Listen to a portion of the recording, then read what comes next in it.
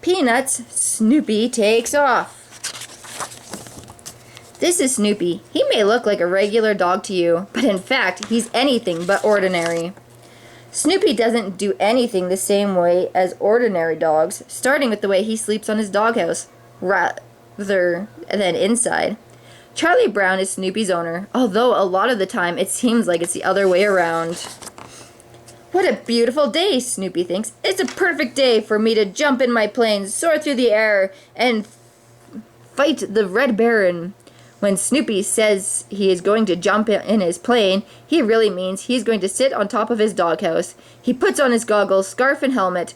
Here's the World War I flying ace flying across the sky in his soap with camel airplane, Snoopy says. Where are you, Red Baron? You can't hide from me. Suddenly, Snoopy spots the Red Baron plane. Yes, he cheers. He is finally going to capture the enemy. Full speed ahead, Snoopy shouts. But as fast as Snoopy is, the Red Baron is faster. He gets away again. No! Snoopy shouts, waving his fist. I'll get you, Red Baron. Next time you are mine. Snoopy takes off his helmet and sits down with a sigh. He turns around and sees Charlie Brown standing with his food dish. Charlie Brown is shaking his head.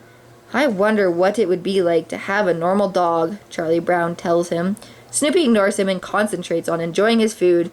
Being a World War I flying ace works up an appetite. Later that afternoon, Snoopy is bored, so he decides to write the next great American novel. He pulls out his trusty old typewriter and begins to write. It was a dark and stormy night. Linus walks by and is curious. May I see what you've written, he asks. Snoopy nods and hands Linus the page. Your new novel has a very exciting beginning, Linus says. Snoopy smiles proudly. Linus hands back the sheet of paper. Well, good luck with the second sentence, he says. Lucy's curious about Snoopy's book, too. She has a suggestion for him. It was a dark and stormy night. It's a terrible way to begin a story, she says. You should begin it with, Once upon a time. That's the way all good stories begin. Snoopy thinks Lucy may be right, so he changes the beginning of his story. He types, Once upon a time, it was a dark and stormy night. Lucy looks at the new sheet of paper and groans. You can't write about something nice, she asks Snoopy. Snoopy thinks this is a good idea, so he types then. He stops typing, and to Lucy's surprise, he jumps off the doghouse. Once upon a time, it was a dark and stormy night. Suddenly, a kiss rang out, and he gives Lucy a big kiss. Ah! I've been kissed by a dog! I've got dog germs! Lucy cries and runs away. That wasn't nearly as romantic as I thought it would be, Snoopy thinks. Snoopy decides it's time for a dance break. There's nothing Snoopy loves more than dancing. He dances with Charlie Brown. He dances with Lucy. He dances with Linus. He even dances on top of Schroeder's piano. Schroeder doesn't like this very much.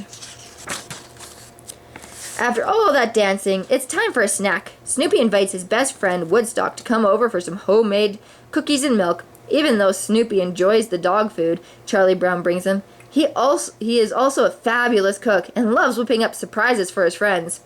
Woodstock loves hanging out with Snoopy and tells him all about his day. Fortunately for Woodstock,